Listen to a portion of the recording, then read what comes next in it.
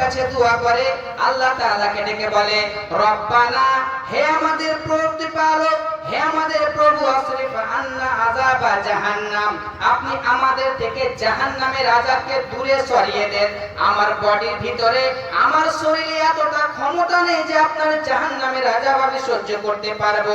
আমি এতটা আমার ভিতরে ক্ষমতা নাই যে আপনার জাহান্নামের আগুনে আমি জ্বলতে পারবো, পুড়তে পারবো, এতটুকু আমার ক্ষমতা নেই।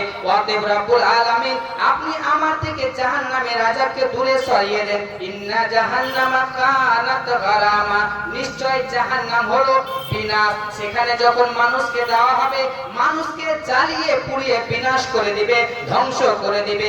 অতএব মুমিনদের চতুর্থ নাম্বার বৈশিষ্ট্য হলো তারা আল্লাহকে ডেকে বলে, আল্লাহর কাছে দোয়া করে আর বলে, রব্বুল আলামিন, আপনি আমাকে জাহান্নামের আযাব থেকে বাঁচান, আপনি আমাকে জাহান্নামের আযাব থেকে দূরে সরিয়ে দেন।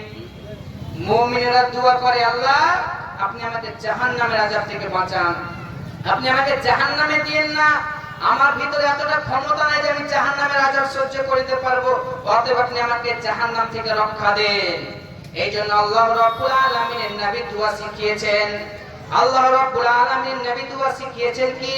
আল্লাহ রাব্বুল আলামিন নবী দোয়া শিখিয়েছেন, আল্লাহ রাসূল বলছেন, হে আমার উম্মতের দল, তোমরা এই দোয়াটি বেশি বেশি করে পড়বে। আল্লাহুম্মা আজিরনি মিনান নার, হে আল্লাহ, আপনি আমাকে জাহান্নাম থেকে রক্ষা দেন। আল্লাহুম্মা আজিরনি মিনান নার, হে আল্লাহ, আপনি আমাকে জাহান্নাম থেকে বাঁচান। এরপর আল্লাহ রাসূল আরো দোয়া শিখিয়েছেন, আল্লাহুম্মা ইন্নী আসআলুকাল জান্নাতাল ফিরদাউস, হে আল্লাহ, আমি আপনার কাছে জান্নাতুল ফিরদাউস চাইছি। আল্লাহ রাসূল দোয়া শিখিয়ে দিলেন, তুমি জাহান্নাম থেকে আশ্রয় চাও এবং আল্লাহর কাছে জান্নাত চাও। তো মুমিনদের 4 নাম্বার বৈশিষ্ট্য হলো কি?